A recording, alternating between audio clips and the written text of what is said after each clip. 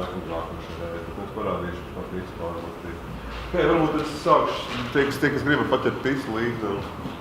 Tātad mans vārds ir Rihards Gērmans. Es esmu šo mītāpu grupu pāris organizētājs un virzītājs kopā ar pārējiem citiem cilvēkiem, kas palīdz, respektīvi šodienas darba kārtība samērā vienkārši. Mēs parasti sākam ar iepazīšanos ar dažreiz cilvēkiem, vienkārši palīdz kaut kādā veidā networkoties un iepazīties. Un šeit es skatos, ka arī viens otru tā kā divi labi nepazīst. Tas varētu būt plus. Un šodien bija plānot divi runātāji. Pirmais un jau sarakstā esošais būs Mārtiņš Balvos, kas pastāstīs par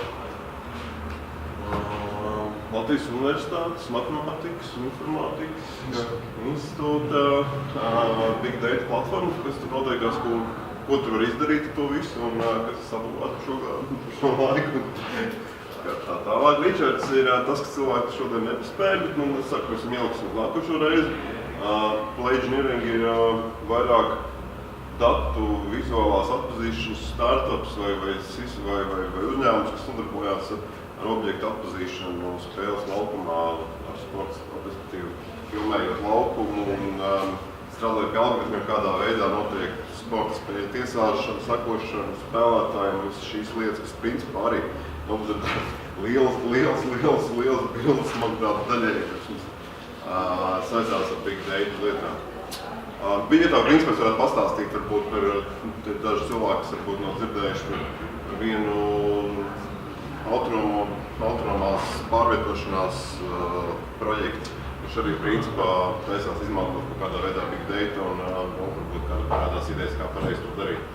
Tad būs, un beigās mums ir gan paziņojumi. Respektīvi, ja kāds grib kaut ko pastāstīt citiem vai kaut ko paziņot, tas vienkārši ņemam to dara. Tad varbūt, nezinu, pirmās rindas varbūt 2-3 vārdos, kas es esmu, ko es daru un kāds man sakars vai es pieredzu ar Big Data. Sākam pirmo rindu. Tagad es strādāju nav ar Big Data, bet kādu atpakaļ, pusgadu atpakaļ strādājās Data Feb. Un tur bija Big Data. Man vienkārši interesanti ir, kā to var izmantot.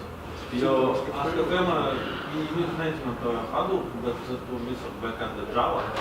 Vienkārši gribu zināt, kā to var izmantot Hadoop. Bet, pagad, ASCII vēl joprojām, starp citu, backend developments jau Latvijā palicis. Jā. Tas tur kādam jābūt, kas varētu pastāstīt, ko viņi dara. Tur nav Hadoop. Bet tur laikam... Bet viņi kaut ko citu dara Big Data tādā gadījumā? Nē, viņiem ir savs. Tehniskais partneris, Rubilais, viņiem ir savi risinājumi. Viņiem bija in-house izstrādātais kaut kāds, jā? Kas? Viņiem bija paši izstrādāts? Jā. Bet es jau kā redzu, man būtu interesantāk nekā. Viņi gatavi pastāstīt vienīgais. Nē, man nav tik daudz tehniskas. Nē, tev nē, domāju, es varu parunāt ar Vaišu. Lai varētu attaicināt nākošais kā labu domu, bet labkad daudz atgādināju, tās ir divas vārdas. Man sauc Latvijas Trukšāns, Latvijas Universitātes matemātikas informātikas institūtā. Es vadu nelielu grupu, kas ir izveidojusi vairākas inovatīvas platformas, mākoņu platformu, lielu datu platformu, brīdskaitļošanas platformu, sasaistījā ar Eiropas akadēmisko tīklu žēmu un citas sīkāku projektiem. Un, jā, šodien mans kolēģis viņš pastāstīs par lielu datu platformu. Man sauc Anna. Man ar lieliem datiem un šim vienīgā saskarība, ka šis vārdu salikums ir daudz parādās riņķi un apkārt. Un man tā mani interesi ir redzēt, ko Latvija dara un kā tie risinājumi. Okay. Man sauc Alvis Smits, man interesē kopīgo uzņēmējdarbību un datu analītiku.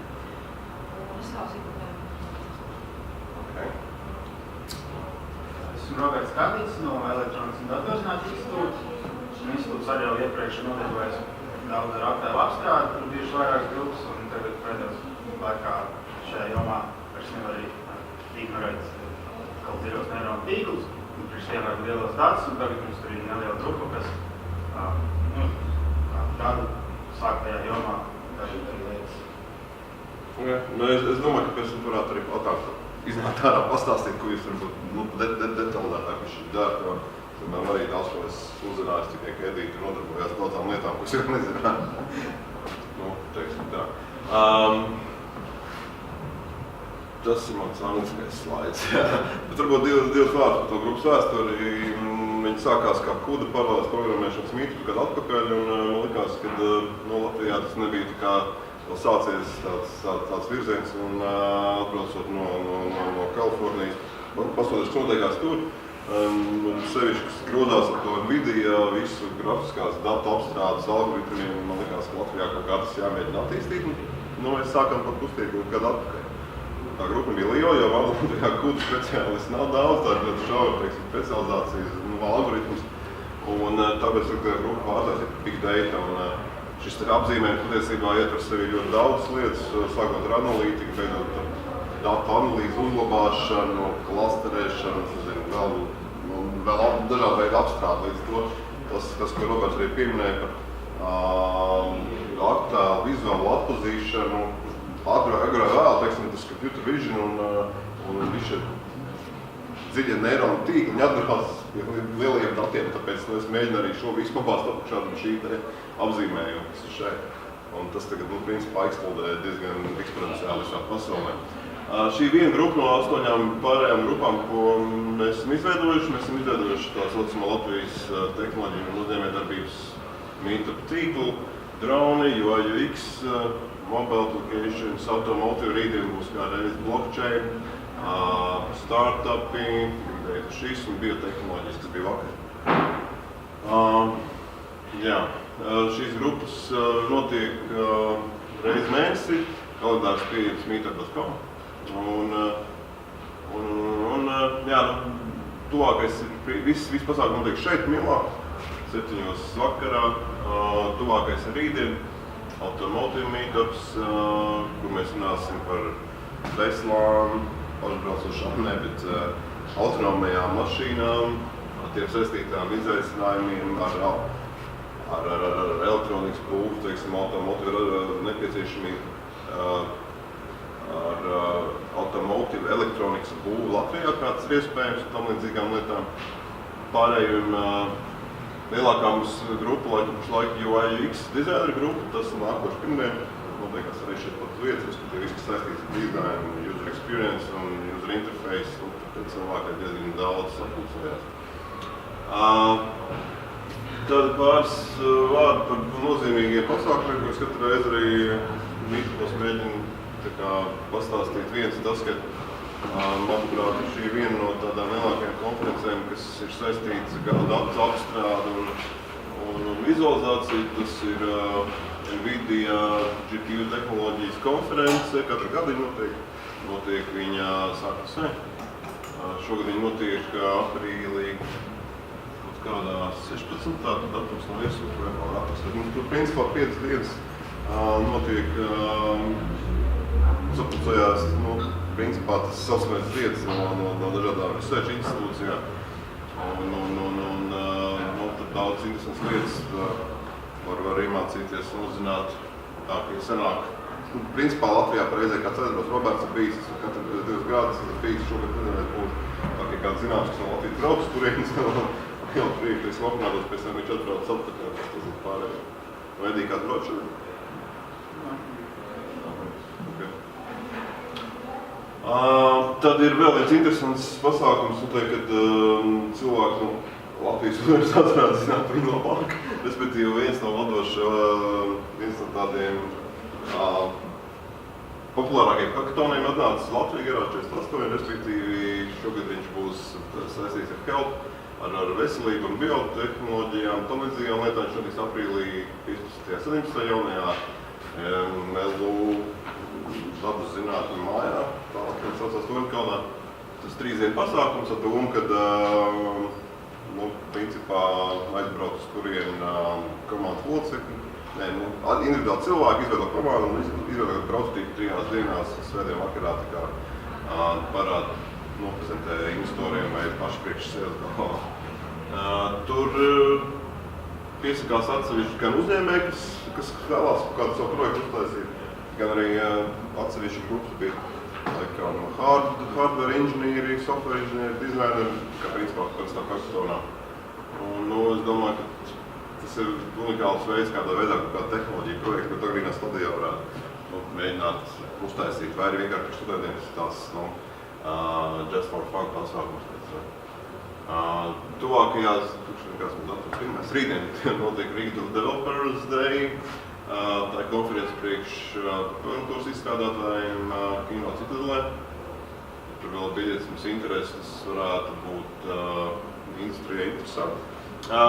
Cik es arī principā visādā veidā mēģinu startupu kustību un šo dzīvesveidu un domāšanu attīstīt, tad esmu iesaistījies arī Latvijas startup asociācijā. Mēs esam nodibinājuši juridiski šādu biedrību. Un oficiāls atklāšanas pasākums būs pēc nedēļas 9. martā. Tā kā tur būs daudz prominents personības, skaitot ekonomikas ministru iespējams.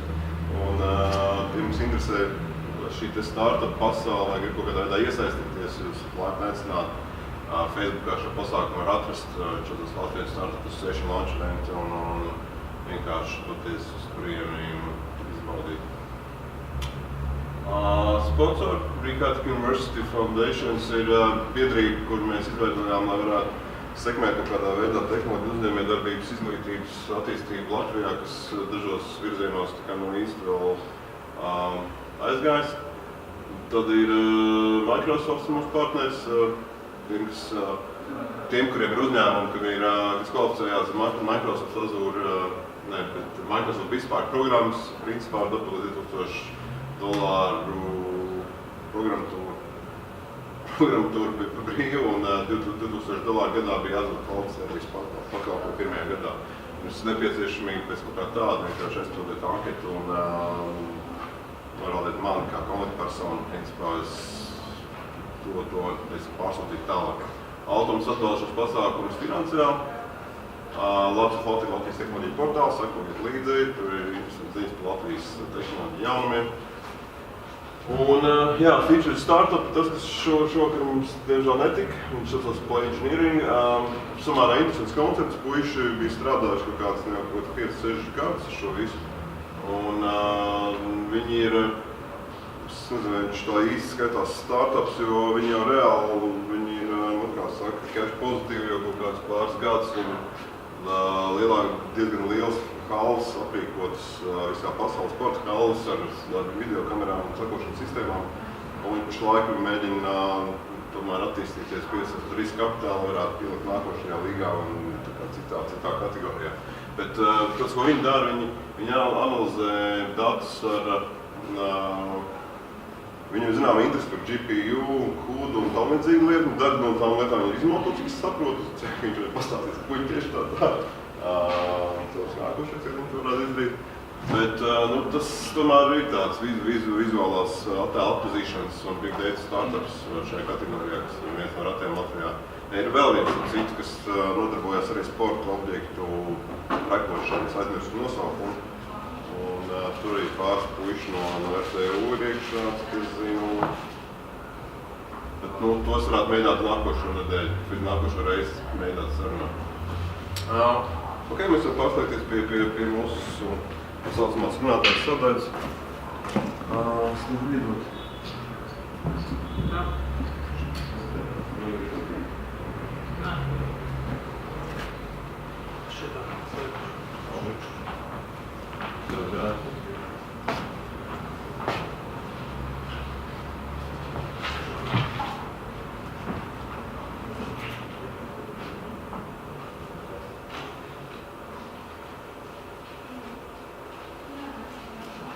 Ok, tad Mārtiņš, ko atnāca ar Leonu un Lumiju. Tad pastāstīšu par mūsu Hadoop platformu, parādīšu arī beigās. Tad pārsvarā būs sākuma prezentācija par komponentēm, kādas tur ir, ko viņas dara, un tad beigās būs arī pāris piemēri. Tad vēsture. Sākās viss ar to, kad Google prezentēja savu publikāciju, ka viņi izdomāja jaunu paralēlismu algoritmu, kas atvieglo datu apstrādi. Un lietotājiem ir viegli implementēt kaut kādas funkcijas, lai veiktu datu analīzi. Tad Yahoo saprata, ka viņiem arī kaut ko tādu vajadzētu, lai turētos līdz Google, un tad viņi arī sāka izstrādāt savu framework, kas saucās Hadoop. Jau nedaudz vēlāk, 2009. gadā viņi izlaida to jau kā open source projektu, un tad to jau sāka izmantot visu pasauli, respektīvi Facebook, Twitter, LinkedIn un vispārējie. Tad ir pāris skaidri, kā Facebook viņi sāka izmantot 2012. gadā 0,5 petabytes dienā. Tas nozīmē, ka tas ir vēl vairāk, jo jau daudz gadu pagājuši, un tas datu apjoms auga eksponenciāli. Un tad pēdējais, ka Yahoo ir jau 40 serveri. Yahoo ir vislielākā Hadoop instalācijas. Tad viņiem ir 40,000 serveri ar 100,000 procesoriem un 455 petabaitiem datu. Un par cik tur vēl vajag replikāciju, tā filsistēmē, tad tas nozīmē, ka viņam fiziski diski ir vēl vairāk. Tad Hadoops ir izstiepjams uz daudziem serveriem. Viņš ir izveidojums no tādām kā daudzām komponentēm. Pamatkomponentes ir HDFS filsistēma un MapReduce skaidrošanas zinājums. Šis bija arī divas tās sākotnējās komponentes. Un tad šīm te pamatkomponentēm tika būvēti citi servisi, kuri izmanto kādu daļu no šīm te pamatkomponentēm, HDFS filsistēma vai MapReduce dzinēju. Un tagad jau viņš ir apaudzis ar ļoti daudz un dažādiem rīkiem, praktiski katrai problēmai. Ja sākumā MapReduce bija tāds vienīgais rīks, tad tagad jau katrai dzīves problēmai gan ir jauns rīks Hadoop platformā, kurš varbūt kaut kādu daļu izpildu ātrāk nekā pats MapReduce. Tad sākšu ar HDFS filsistēmu. Tad viņi ir gatavi strādāt ar ļoti lieliem datiem. Viņi ir izvietojami uz nevis kaut kādiem enterprise serveriem, bet uz parastajiem lētajiem datoriem, kuri var bieži mirt, uz parastajiem diskiem, kuri mirst vēl biežāk.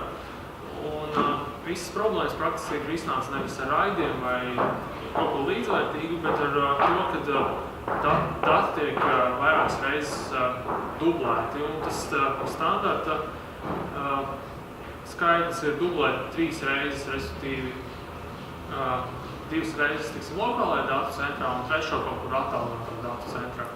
Tad, ja kāds no serveriem nomirst ar visiem diskiem, tad šos datus vienmēr var atjaunot. Tāpat viņiem ir iebūvēti atļūdošanas mehānismi, kas katram blokam rēķina checksums un pārbauda, ka kaut kas nav kaut kādā maģiskā veidā sabojājies. Un tad šī, pateicoties tam, ka šī filsistēma ir sadalīta, data apstrāde ļoti ātri.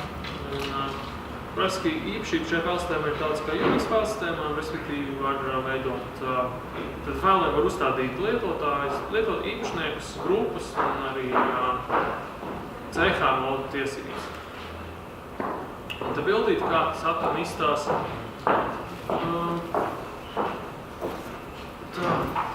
Tā tad ir, viņš sastāv no tādām 2 pamatkomponentēm, tātad name node un data nodes. Name node atbild par metadatiem, respektīvi name node uzglabā, uz kuru serveri kādi dati glabājās, un data nodes vienkārši ir dumji glabā kaut kādus blokus. Tad ir tā, ka, ja, filsistēmā vajag saglabāt, kaut kādu 3 terabyte lielu failu, tad viņš tiek sašķelts pēc nokasējuma aptuveni 60 vai 100 megabaitu blokiem, un tad tie bloki tiek izdalīti pa visām datu nodēm, un tad tālāk tiek replicēti, un tādā veidā. Un tad, kad klients grib lasīt kaut kādus datus, tad viņš sazinās ar name nodu, noskaidro, uz kuriem serveriem kuru bloku atrodas, un tad jau viņš var paralēli ar visiem serveriem reizē runāt un lasīt, tā ar maksimālo tīkla ātrumu šos te datus. Tad kaut, un arī tas varētu vēl piebilst, tad par spīti tam, ka tur, varbūt ir kaut kādi lēni parastie magnētiskie diski, tas, par cik tas viss tiek sašķelts, tad, nelielās daļās, tad tas kopējais iegūstamais ātrums ir ļoti liels. Tālāk par MapReduce dzinēju. MapReduce ir dzinējs, kas ļauj kaut kādas skaidrošanas uzdevumus izpildīt paralēli, arī uz šiem te pašiem parastajiem lētajiem serveriem. Tātad nav vajadzīgi kaut kādi jaudīgie serveri, kas savienoti tur ar īpašām InfiniBand kartēm. Te ir runa par tiešām parastiem serveriem ar parastiem tīkla savienojumiem.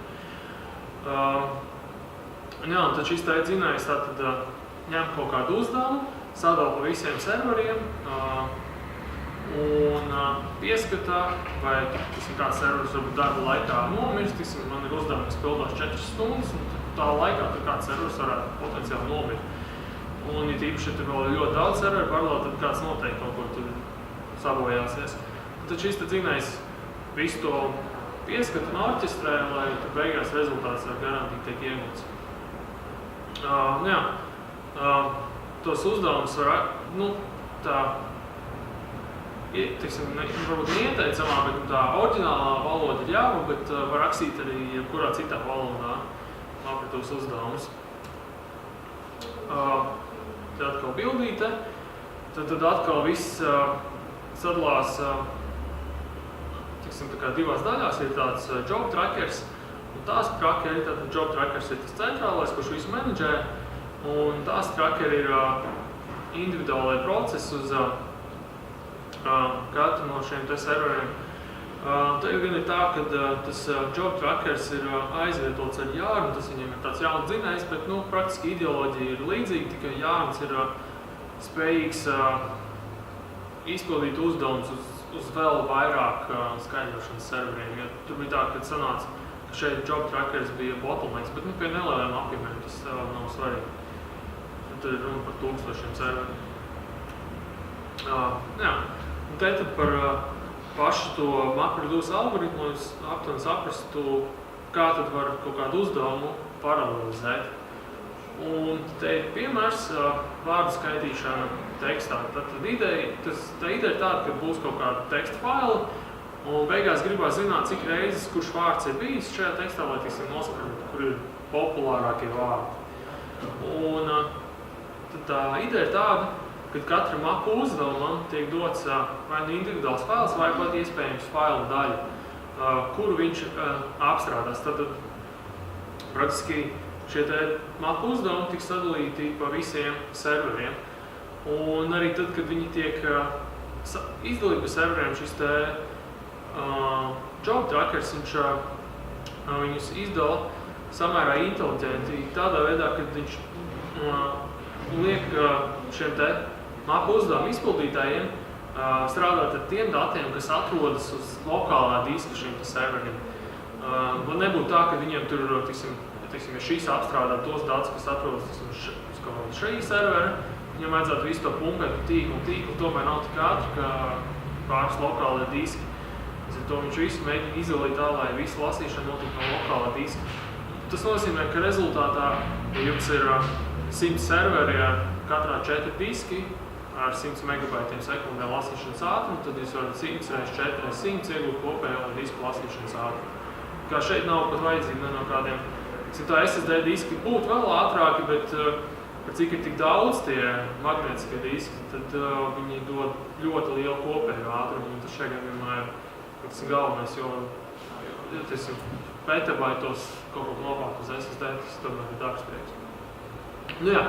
Un tad vēlreiz pie šīm te MapReduce funkcijām, tad map funkcija saņem kaut kādu teksta daļu, un viņa atgriež, cik reizes katrs vārds ir bijis. Un tālāk tas viss aiziet uz tādā šafla režīmā, šafla sort režīmā, kurā šie te iegūtie rezultāti tiek sakārtoti, šajā gadījumā alfabēta secībā, un tad tie tiek tālāk nodoti reduce funkcijām. Un tad šī te reduce funkcija, saņem visus šos te, visas nulles, ar garantiju, ka visas nulles aizies uz šo reduce funkciju, un visi viennieki aizies uz šo te reduce funkciju.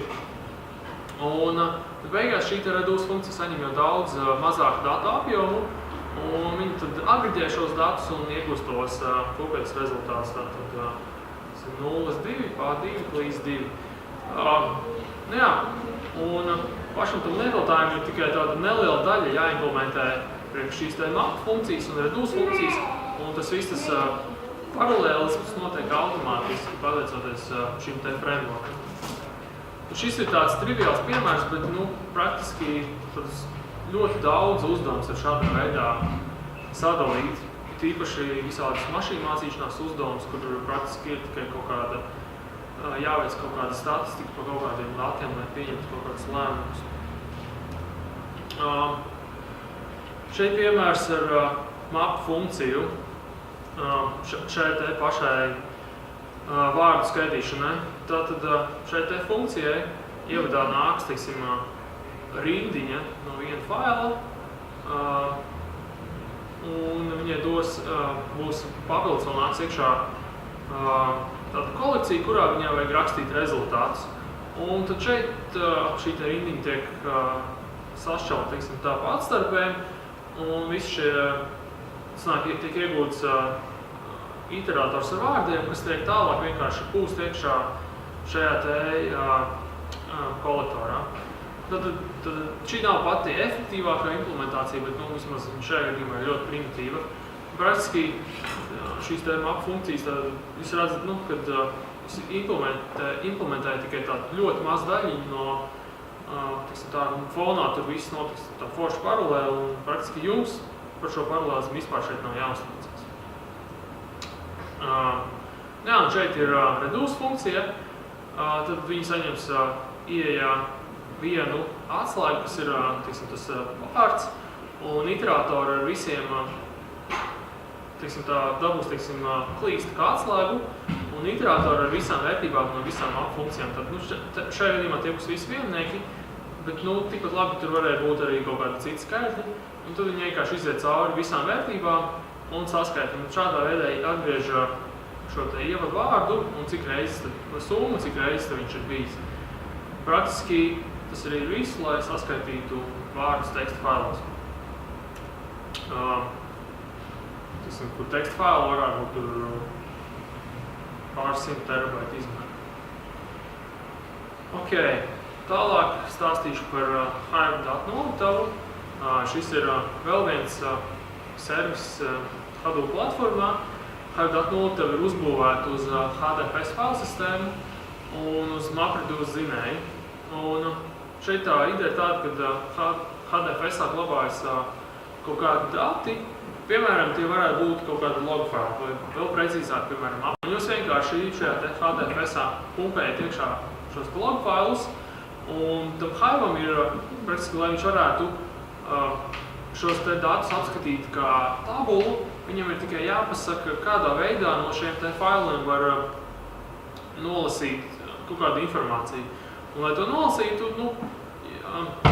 tie apakšlog faili ir tādi diezgan nav viņi tā smuki sadalīti, kā, piemēram, CSV faili. Līdz ar to tur šajā gadījumā var vienkārši uzrakstīt regulāro izteiksmi, kas uztaisa vairākas match grupas un rezultātā atgriež kādus secīgus datus. Šādā veidā jūs varat vienkārši definēt tabulu, jums pat nav, tad izveidojot šādu tabulu, tie dati netiek nekur kopēti, nekur indeksēti, viņi vienkārši paliek tā, kā viņi tur bija. Praktiski jūs pat norādat, kurā mapē viņi atrodas, un jūs tajā mapē var turpināt vienkārši pumpēt iekšā, kopēt tos failus, un tā tabula vienkārši izplatīsies šādā veidā. Un kad tās tabulas ir definētas, jūs varat ar SQL līdzīgu valodu, saucās HiveQL, veikt pieprasījumus. Un tad šeit ir praktiski viss, ko SQL var darīt. Tas ir join, grupēšana un tā tālāk. Un tad kad es izpildīšu šo SQL pieprasījumu, tad viņš tiks padots tālāk MapReduce zinējam, kurš tad veiks šo te visu apstrādi paralēli. Vēl var arī veidot lietotāja definētās funkcijas. Tālāk būs arī laikam piemērs ar vienu. Un šeit tad piemērs ar vienu SQL pieprasījumu. Tad saskaitīt IP adreses apakšlogā. Vienkārši selektējam IP, kontālu un tabulas un grupējam pēc IP. Praktiski tāpat kā SQL. Bet fonā tas reāli notiks diezgan, savādāk. Savādāk, bet tad es varu izstāstīšu, kā tas notiek. Tātad jūs tas SQLs tiek iedots šim te Hive driverim, un tad viņa rezultātā viņš izveidos tādu kā uzdevumu, apradūs dzinējiem, un tad viņš ņems no metastore informāciju par to, kur atrodas tabulas, kā viņas ir strukturētas. Vēl viņš, teiksim tā, ņems lietotāja definētās funkcijas un vēl kaut kādus džarus, ko es tur viņam dodu, no kā viņš būs atkarīgs. Beigās tad viņš no tā visa uzcep apradūs uzdevumu, padot apradūs dzinējiem, kurš tālāk datus lasa no DFS. Te ir piemērs ar lietotāju definēto funkciju. Praktiski, ievadā, šī funkcija ir paredzēta kaut kāda teksta vērtības apstrādēji. Šajā gadījumā viņi vienkārši veic search and replace, vārdu aplikācijā aizvieto lietotni un atgriež. Tāds primitīvs piemērs, bet jūs saprotat, cik viegli var datubāzē, šajā datubāzē, datmotos dzinējā ielikt kaut kādu savienu loģiku jums, ko jūs nevarat uzrakstīt SQL-ā.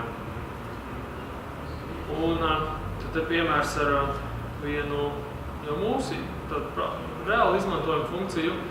Tad šeit ir, mēs gribējām saskaitīt, no kādā valstīm nāk pieprasījumi uz Apache serveri. Un šeit tad ir pieprasījums ar subselect. Tad vispirms mēs saskaitām, cik nāk no viens IP adreses pieprasījumi. Un tālāk nākošie, tā vecāka sautā, katru šo IP adresi pārtaisam jau par valsti, ar šo te snāk lietotāja definētā funkcija. Tātad šī te funkcija saņem ievadā stringā IP adresi, paskatās kaut kādā IP range uz valstu datubāzē. Tas bija realizēts tā, ka mums KDFS glabājas arī šī datubāze, ko sākumā atmiņā pielasīt. Un tad beigās viņš vienkārši atgriež valsti un šādā veidā var izmantot lietotāju definētās funkcijas. Vēl viens salīdzinājums, cik ātrs ir Hives pret MapReduce. Tika realizēta viena tā pati lieta. Praktiski bija šī te IP adrešu, valsts noteikšana IP adresēm. Un tad sanāk tā, ka zilā krāsē tas, cik ilgi izpildījās. Šeit abi pieprasījumi, tad Hivā bija virs 10 minūtēm, kamēr MapReduce'ā bija zem 5. Tad sanāk tā, ka ja jūs paši rakstat šo MapReduce uzdevumus, tad jūs varat uzrakstīt efektīvāk nekā Hives viņus izpildīs pats savā dzinējā, jo viņš veic arī kaut kādas liekas darbības, teiksim, varbūt kaut ko vēlreiz pārkārto pa vidu vai kaut ko tam līdzīgi, kas rezultātā dod nedaudz lēnāk. Toties, Hive izmantošana ir ļoti ērta un ātra. Tad, teiksim, MapReduce'u vajadzēja izstrādāt kādas 20 minūtes, kamēr Hivā to var izdarīt pāris sekundes, es vienkārši rakstu SQL.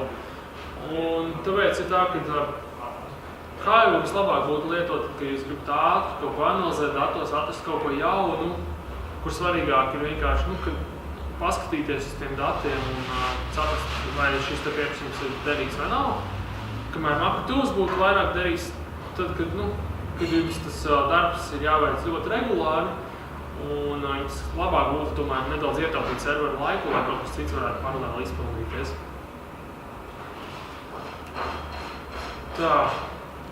Tālāk vēl viens servis, Impala saucās, alternatīvas Hive'am. Viņš arī var izpildīt SQL pieprasījumus.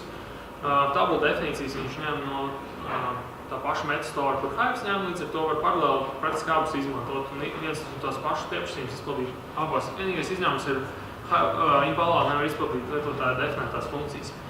Bet Impala ir būvēta tā, ka viņai vajadzētu būt ātrākai. Viņa ir ātrāka tajos brīžos, kad šie dati nav pārāk lieli, bet tad viņi var kaut kādas darbības veikt atmiņā, kā arī datus viņa ielasa un uztur atmiņā. Te, piemēram, salīdzinājumi mēs analizējām failus, teiksim, pie lieliem apjomiem. Salīdzinoši lieliem, mums nebija tas liels klasters. Rezultāti ir praktiski vienādi, bet līdz ko ir mazāks failu izmērs, un viņi bija kaut kādā veidā dabūs jau atmiņā iekšā. Tad šī te datu analīze Impalā notika ļoti ātri. Un ja šie dati ir vēl mazāk, tad tur jau ir runa par parastu SQL datubāžu ātrumu. Tur jau ir milisekundes viss notiek. Bet, tomēr nevajadzētu ar, teiksim, kaut kādu MySQL aizvietot arī Impalā. Tas tomēr ir nedaudz savādāks. Tālāk par OZI darba pārvaldnieku. OZI darba pārvaldnieks ļauj, varbūt sākšu ar bildi, ļauj tātad izpildīt kaut kādus uzdevumus Hadoop platformās secīgi. Tie var būt gan kaut kādi apridūras uzdevumi, gan kaut kādi hack select, tur varbūt samiksēt visu, ko jūs gribat. Pat tā ideja ir tāda, ka jūs, teiksim, varat darīt tā, ka pirmais uzdevums kaut ko izreķina, savus izvadāts nodod nākošajam, kurš savus atkal dod nākošajam, un tādā veidā jūs varat nodefinēt tādu plūsmu, kuru var secīgi izpildīt, lai nav tā, ka jums tur manuāli katru reizi jāraksta, katram uzdevumam ievada fails no iepriekšējā izvada faila, un vēl tad jāgaida, ka viens beidzās, lai sāk nākošu. Un vēl viena iespēja, ko šis OZI piedāvā, ir tas, ka šādas te plūsmas var šedulēt. Jūs, teiksim, varat reiz diennaktī izpildīt kaut kādu žurnālu analīzi, agreģēt kaut kādus datus,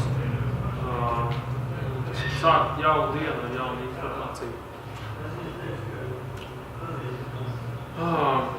Tālāk par HBase-u. HBase ir reāla laika no SQL datubāze. Šo jau tiešām var lietot reāla laikā. Fonā izmanto datus glabā HDFS-ā, bet liela daļa datu viņi glabā arī atmiņā, lai tā var ātri tad veikt key value lookupus. Datu glabāšana ir atšķirīga nevis kā parastajās datubāzēs, kur visi tiek glabāts šādās te rindiņās. HBase glabā kolonās, respektīvi personas vārdi glabājas secīgi visi sākumā un tad nāk nākošā kolona. Tas kaut kādā veidā pie liela datu apjoma viņam uzlabo veiktspēju. Te piemērs ar Facebook, kur te ir 120 pēc 10.9. Tad Facebook 10. gadā teica, ka viņi glabā HBase tik daudz Facebook messages mēnesi. Tas ir tas, ko jūs čatā rakstat un visu to. Protams, Facebooks arī ir viens no šiem HBase attīstītājiem. Tur izstrādā daudz un dažādas datu glabāšanas formāts, kas vēl uzlabo veiktspēju, kā arī tur izstrādā, lai viņš būtu vairāk skalējums uz plašumā, lai viņš varētu aizvien lielāks stabuls uzturēt un pie šīs te pašas respons un veiktspējas. Tālāk par Sparku. Sparks ir nesen radies Vācijā, laikam sākotnēji radies skaidrošanas zinājums. Viņš ir par nedaudz alternatīvs MapReduce'am. Viņš ir ātrāks arī par MapReduce'u, jo ne visos gadījumos, bet diezgan lielā daļā, jo viņš daļu no apstrādes veids atmiņā, kamēr MapReduce var kaut kāds starp rezultātus pieglabāt HDFS file sistēmā. Kā arī Sparks var veikt straumētu datu apstrādi. Piemērs bija Ericssons šajā te Sparkā pumpē iekšā. Tas ir mobilais operators. Sparkā pumpē iekšā visu torņu log files. Un tur tiek analizēti savienojumu kvalitāti un visu tādu informāciju. Tad reālā laikā viņi var redzēt kaut kādus incidentus, ka kaut kas notiek, kaut kāda torņa plīst vai kas. Viņi visas pārslodzes tur var redzēt, un tas viss notiek reālā laikā. Un praktiski vienkārši man tā vajadzēja šo te spārku, jo šie dati ir tik daudz, ka, lai to visu agreģētu reālā laikā, nevarētu tur izmantot kaut kādus pārstos datubāžu risinājumus. Spārkam arī līdzīgi kā Hadoopam ir dažādas mašīnu mācīšanās bibliotēkas, līdz ar to jūs varat, jums ir kaut kādi dati, uz kuriem jūs gribat izpildīt savu populāru mašīnu mācīšanās algoritmu, pastāv iespēja, ka jums pašam nav jāimplementē, jūs varat vienkārši viņu atrast kādā spārku bibliotēkā. Te piemērs, kā izstāsta spārkā, MapReduce, viņam viss ir definējums tādā smukā ķēdītē, un tad šeit, teiksim tā, šeit ir viena funkcija, kur saņem, teiksim tā, divus failu nosaukums, ievadu failu un izvadu failu. Tad te tiek nolasīts ievadu fails, tad viņš tiek sadalīts par indiņām, tad tālāk viņš tiek sadalīts pa vārdiem, un katru vārdu tiek saskaitīti un agreģēti, un tas tiek saglabāts rezultātu failā. Un šādā veidā, tā spārkā var realizēt vārdu skaitīšanu. Izstāsta vēl īsāk nekā iepriekš, bet, iepriekš arī nemaz nebija tik āri. Tad vēl par citiem servisiem. Hadoopā var arī Hadoopam paralēli var izstādīt Solru. Sols ir teksta meklēšanas, indeksēšanas dzinējs. Un, teiksim tā, Solrs var izmantot HDFS kā datu glabāšanas failsistēmu un MapReduce, lai ģenerētu indeksus, respektīvi nevis jūs izmantojat Solru iebūvēto dzinēju, lai varbūt salīdzinoši lēni ģenerētu indeksus, bet jūs varat izmantot visu Hadoop klasteri, lai ļoti ātri uzģenerētu kaut kādu indeksu uz kaut kādiem datiem. Big arī data analīzes rīks, varētu viņu būt kā alternatīva Hive datu noliktavai.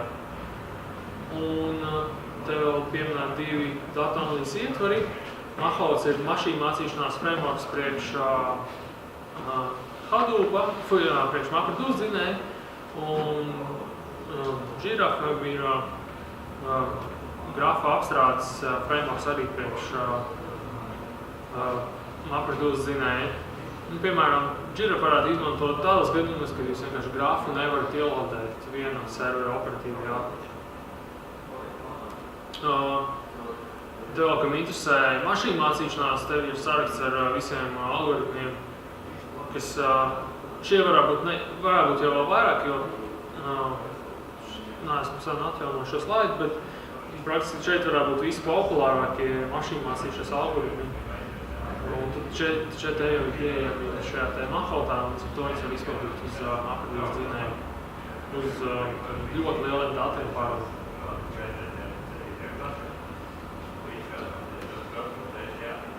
Tālāk būs piemēri. Šis piemērs būs par servera ugunsmūra logo analīzi. Tad ugunsmūrs rakstīja šādus te log failus. Šie log faili tika iepūstīti HDFS failsistēmā. Tur mēs izveidojām viņiem tabulu ar visdrīzāk regulāro izteiksmi. Un tālāk tad veicām datu analīzi ar Hive datu noliktavā. Un tad bija tā, kad te bija praktiski sesiju izveidošanas pieprasījumi rakstījās tajā logā. Mēs gribējām dabūt tādas garās sesijas, tātad agreģēt viņus pa garām sesijām. Un to mēs veicām ar MapReduce uzdevumu un uztaisījām jaunu Hive tabulu, kur jau ir nevis individuāli ieraksti, bet sesijas garums un pieprasījums skaits sesijā. Un tad tālāk mēs tos turpinājām analizēt Hive datu noliktavā un tad analizētos datus arī eksportējām. Un tad te ir piemērs,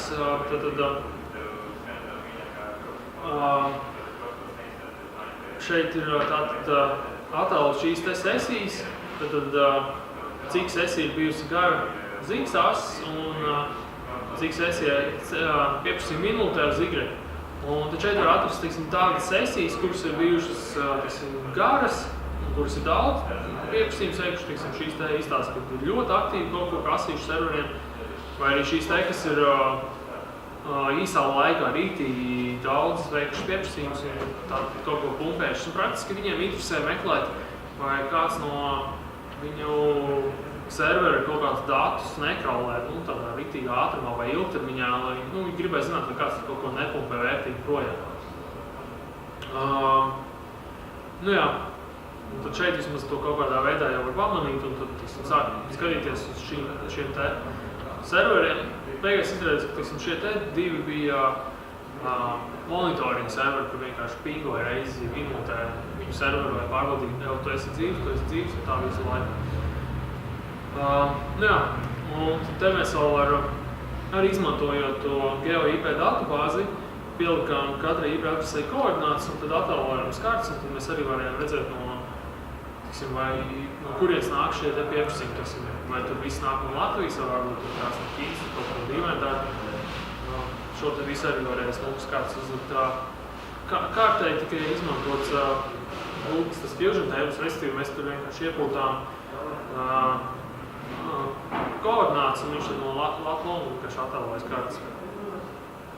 Bet jaunākajā tajā Hadoop platformā to var turpat uz vietas izdarīt. Jā, tad tālāk nākošais piemērs šeit bija apart žurnāla analīze. Šeit ir tie logfiles, kā izstāstīšu. Un tad šeit arī bija interesē, tas, ka jau bija iepriekš tika stāstīts, tad noskaidrot, cik pieprasījumi nāk no katras IP adreses, no kādām valstīm nāk pieprasījumi, un šie bija Latvijas Ubuntu spoguļa logfaili, un tad mēs, galvenais, ko mēs gribējām zināt, cik daudz Latvijā ir Ubuntu lietotāji, teiksim, mēs varējām meklēt kaut kādu paku, kur tur tika vilkt, teiksim, kaut kādu unikālu, kas visiem jāvalda, un tad mēs varam noskaidrot, cik daudz cilvēku viņi nolikuši. Jo, teiksim, sākumā mēs mēģinājām pēc unikālu IP adresēm noteikti,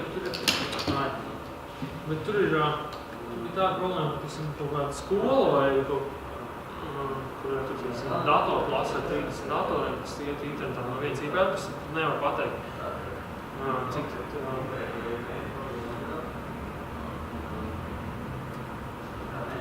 cik daudz tur, cik daudz ir tie faktiski. Mēģināšu atvēlēt.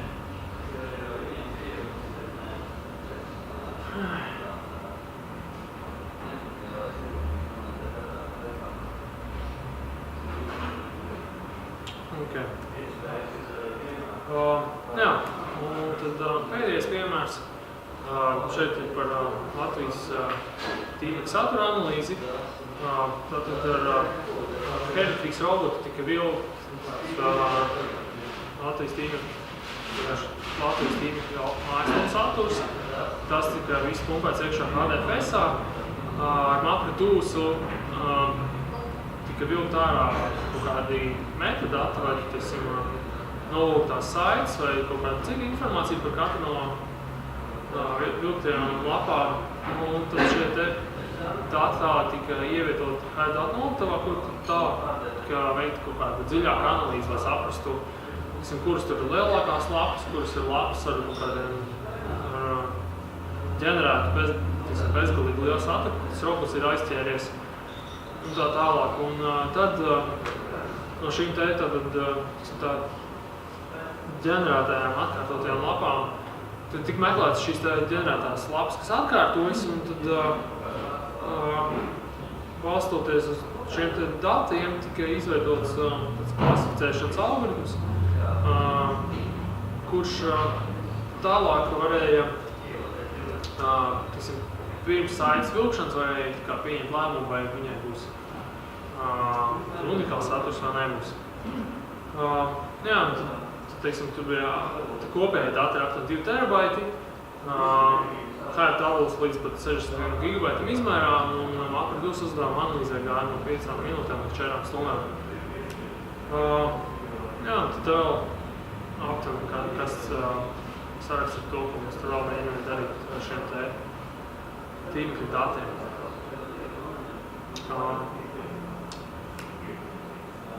Jā, un tad vēl es varētu pateikt, tad Kulmi ir šī te datu skaidrošanas platforma. 140 kodoli, 320 gigagrams, 48 terabaiti. Un praktiski visi servisi, ko es iepriekš minēju, nav īsti visi, jo daži ir izslēgti, jo viņi pašlaik netiek lietoti.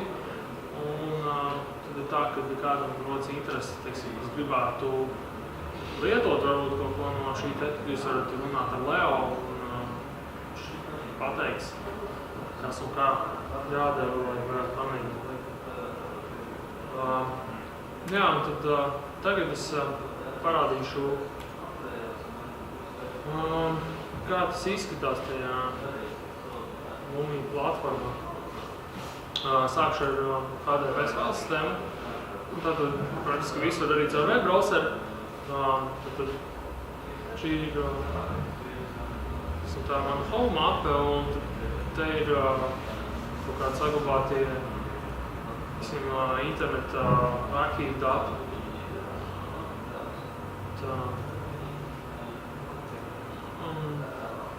Piemēram, te var redzēt, te ir tādi arhīvu faili, katrs ir aptuveni 950 megabaiti, un tad kopā te ir 533 tādi faili. Un tad šos te visus var ņemt mierīgi malt cauri, Hadoop, un tad katrs fails. Jā, šitais nav interesants.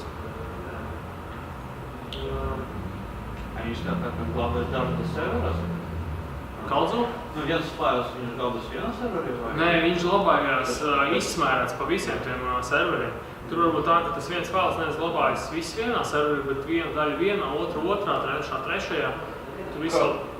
Tos serverus, teiksim, datu apmaiņā jābūt minimāli lielpēr, lai tos serverus varētu izmētāt kaut kur. Respektīvi, latencija vai kaut kādas citu parametri, teiksim, Latencija nebūtu svarīgs, tur varētu būt... Ātrumu datu vai... Vienīgs, kas varētu būt ātrums, ja neizdodas no lokālā diska to analīzi veikt.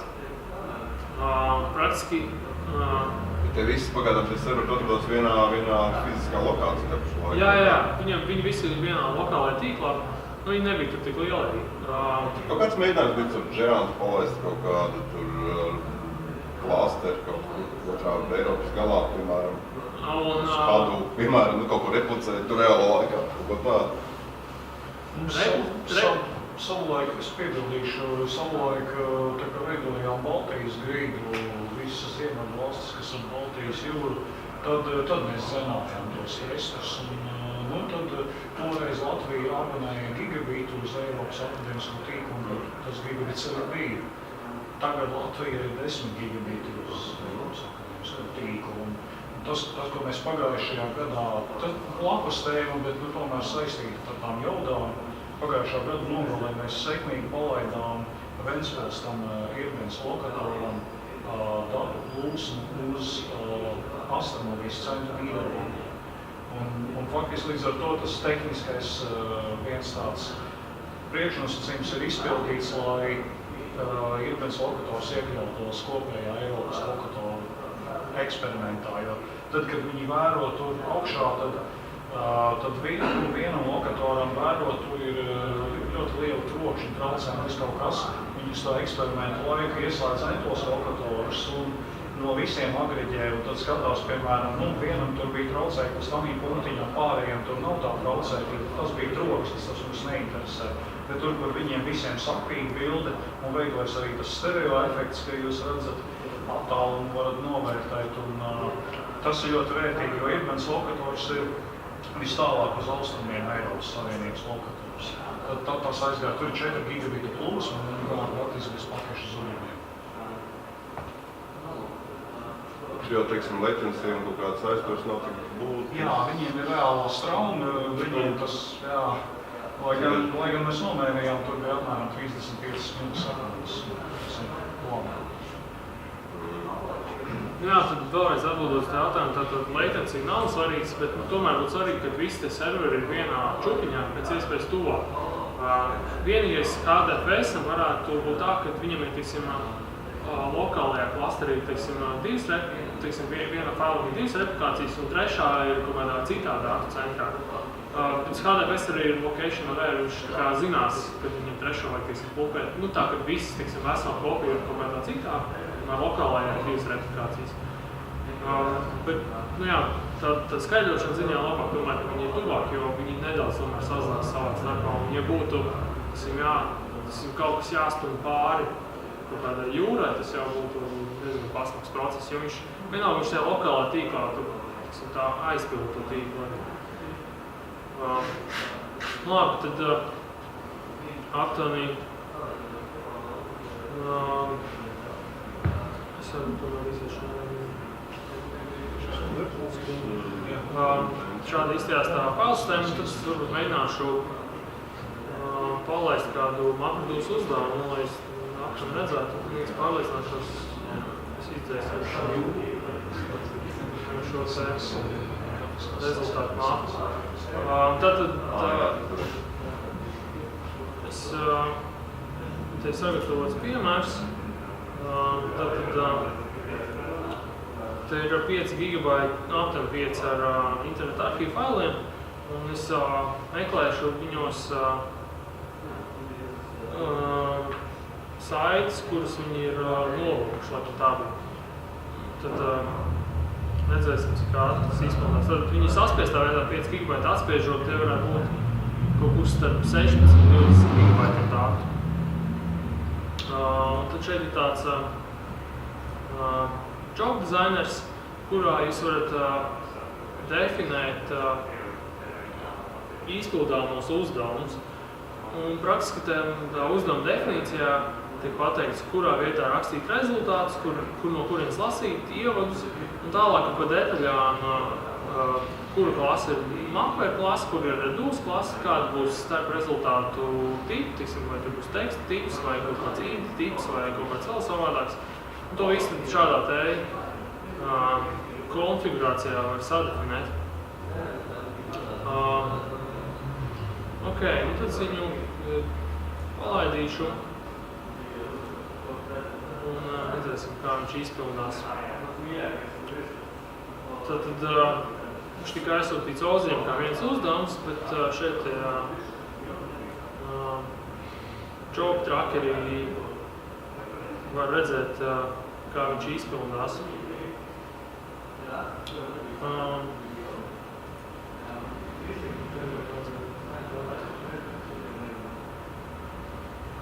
Nu jā, tad šis nav īpaši liels, tad viņš izpildīsies samērā ātri.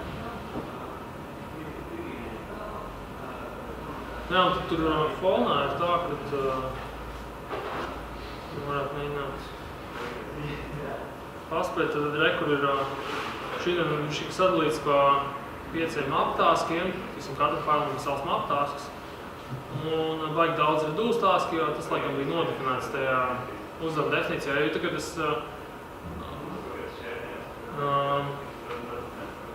Josim tālāk taisīja kā hard tabulu, un man bija izdevīgi, kad viņš sadala ļoti daudz output rezultātos, līdz ar to te ir daudz tie reduce taski. Ok, tagad jau viņš izpildījās, tad var aiziet HDFS failsistēmā, un šeit tad šajā output mapē var redzēt, ka viņš tikko ir beidzies, un tad katrs tas reduce uzdevums iedeva vienu tādu rezultātu failu, un ja būtu viens reducers, tad būtu tikai arī viens rezultātu fails, bet teorētiski tas izpildās nedaudz lēnāk, un šajā gadījumā tas būtu praktiski vienalga. Jā, un tad šajā te failiņā jau ir tādā diezgan strukturētā veidā šie te man sagaidītie rezultāti, un tā, šis bija lejupielādēto saišu meklētājs rakstīt, tad šeit ir domēnu vārds saite, kas tika lejupielādēta timestamps kad un hopi līdz saitēm. Un tad šādus te datus es jau varētu, no šādiem te datiem es jau varētu praktiski izveidot tabulu, un tad jau viņus ar SQL varētu tālāk analizēt, vai skatīties, ko man tur gribās. Jā, un tad vēl es parādīšu Hive. Te man jau bija sagatavot kaut kādi pieprasījumi. Te bija tātad tiks atlasīti ar šo te SQL lielākie domēnvārdi ar unikālo tekstu, respektīvi skaits ar unikāliem tekstu elementiem. Un tas jau izpildīsies uz daudz lielāku tabulu. Es varētu apstīties, cik liela viņi ir. Tūlīt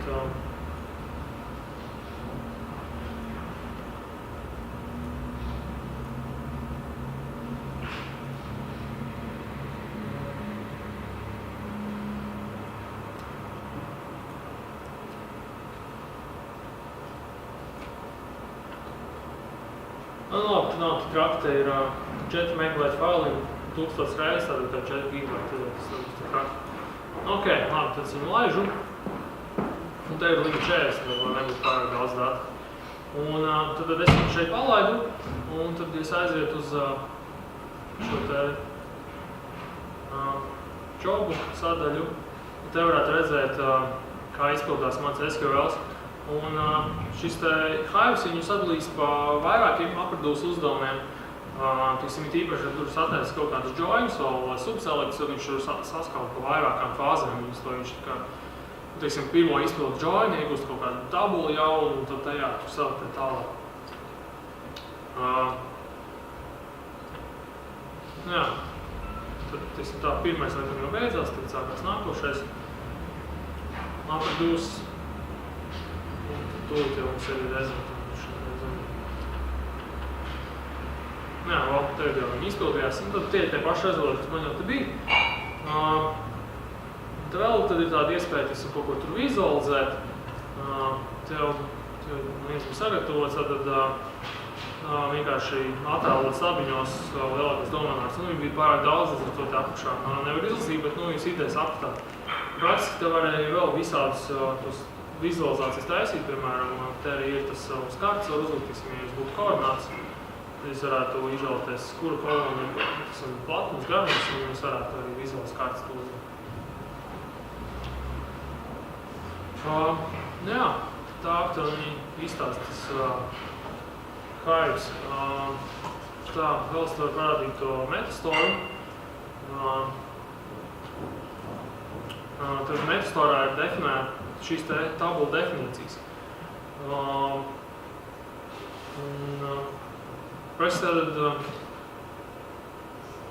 Tad rekur ir, teiksim, viena tabula, un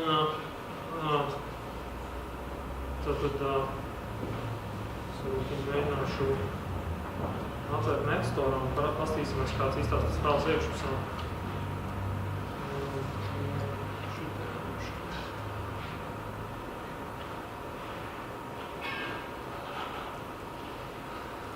Okay.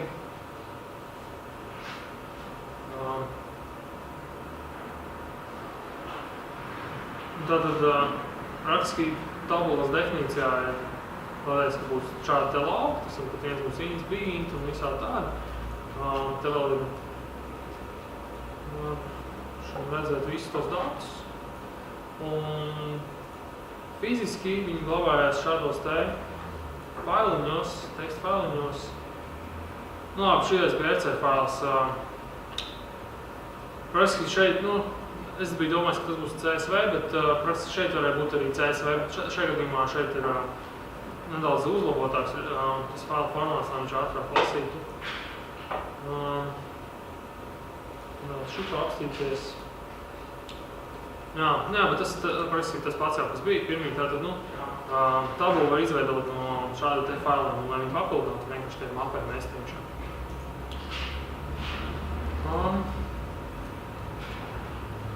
Jā, praktiski tas bija tas, ko es gribēju parādīt.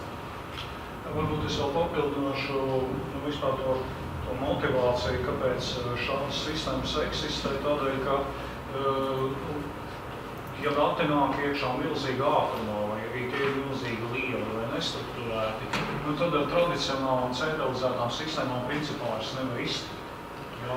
Un tad ir vajadzīgas šīs tehnoloģijas, un viņas galvenā priekšrocība ir tāda, ka viņu datus saliek pa gabaliem, pa dažādiem serveriem. Un arī tad, kad viņa vaicā analīzes uzdevumus, tad arī liek katram serverim strādāt ar savu čupiņu. Un tad visi serveri, kā saka, iegriežās, ielūcās vienlaicīgi, katrs gabaliņu izrēķina un savāk kopā rezultātus. Un tas mērogojās uz 10 000 serveru teicami. Un tā ir tā motivācija, kāpēc vispār tādu vajag. Mēs jau iepriekš runājām sākumā, ka varbūt īsti vēl Latvijā tādi piemēri ir maz, ja? Bet es domāju, tas ir tikai tādēļ, ka nozara īsti vēl nav izgaršojusi, ko šis te dod. Kaut vai tas pats telekoms vai Latvija Energo, ja viņi saliktu visu, ko viņi var, savus sensorus, un iedomātos, ko viņi dabūtu ārā no tās informācijas, viņiem varētu šis te noderēt. Bet kamēr viņi vienkārši nav sapratuši to spēku, ko tur var dabūt ārā, viņi vienkārši, es domāju, vēl dzīvo neziņā, ko var izdarīt. Varbūt rīdam, jā, varbūt noteikti, ka daudziem. Es domāju, ka daudz vienkārši vēl nav uztvēruši ko iespēju. Es šodien par vidu runājām. Jā. Bet jūs izskaitojas 70 cilvēkus, un anormāli ienāk. Jā. Būt nebija baigo big data palīdzību, un vienkārši Excel vai vēl kaut ko tas. Tas bija ar flash sistēmu. Nē. Jā. Es atgriežos pie šī visa hardware tā uzbūvējuma, kas tagad universitātē ir, varbūt prasīja par GPU, jums nebija vēl kaut kāds kūdas atbalsts vai kaut kas tāds, multikorēm kaut kas. Mums mākonī ir GPU. Bet šitas ir cits. Jā, tātad, ko varbūt vēl ir jāpasaka, tātad šīs liela datu sistēmas vispār ir domātas, ka viņas tiešām laiž uz ļoti daudz vienkāršiem datoriem. Bet mākoni mēs laižam uz tādas vairāk enterprise arhitektūras, kur ir lieli jaudīgi serveri un centralizēts uzticams storage. Un tajā mums ir tas GPU ieliec iekšā.